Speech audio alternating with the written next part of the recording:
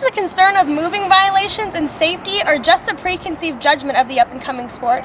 Both parties agree that this way of riding a street bike isn't going anywhere and hopefully can come to a mutual agreement between both athlete and authority. Good afternoon, fellow motorheads, and welcome to the new edition of Monday Motorsports Minutes. I'm Bree Bradley. This weekend produced great results in the motorsport industry for local Las Vegans, with NASCAR hometown driver Kyle Busch winning at Texas Motor Speedway. This week's segment will center entirely around the Great American Off-Road Race being held in Las Vegas this weekend, the Mint 400. This past weekend, I was given an opportunity of a lifetime broadening my horizons in the motorsport industry. The host and main man behind KPCA Race Radio, Scott Mann, was so kind to seek me out and asked me to come to Fontana Motor Speedway and do pit interviews with drivers, track personnel, club organizers, vendors, and even fans for the Porsche Club of America's Festival of Speed.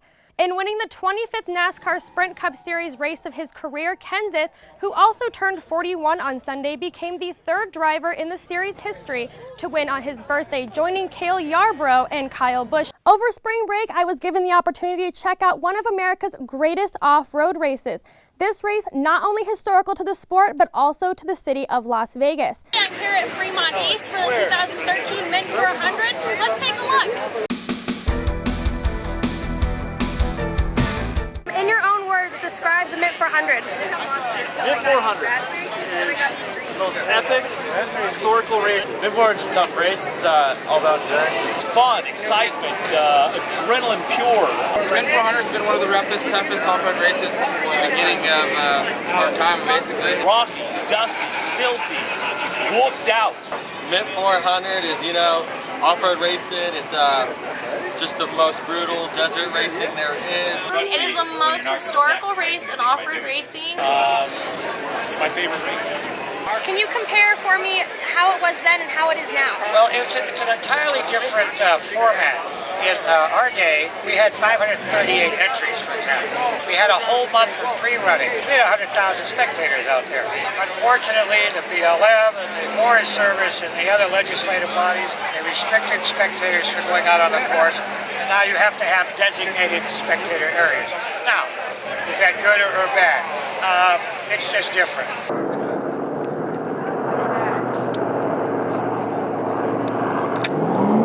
31 seconds behind.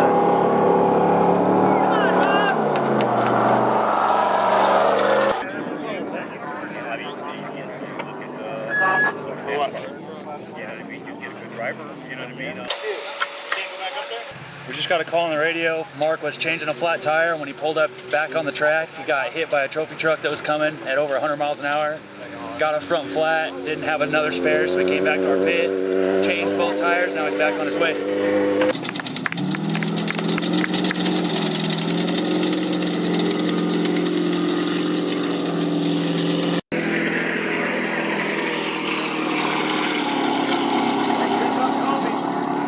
I just don't work on my own car. Yeah. All right, we're out here pitting for 1590. Kevin Thompson. He tore a CV boot. Looks like on the second lap. It was all dried up. Put a spare on real fast.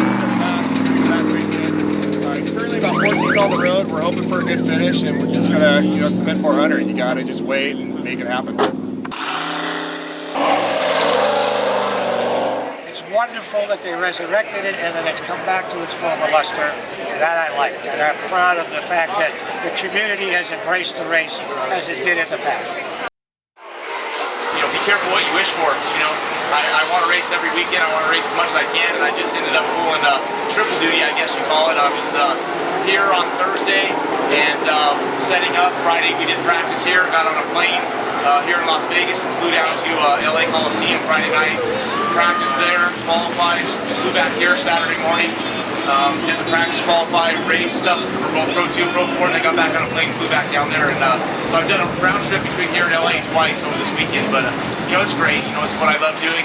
Rob McCackran, no stranger to the off-road industry, with his recent 200th career win in 2012. McCackran went on to place third in both the Pro 4 and Pro 2 classes on Sunday and brought home a second-place finish in the Super Stadium Truck Series at the LA Coliseum.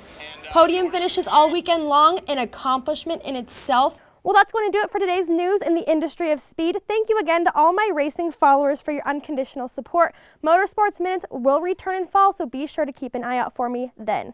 We're going to take a short break.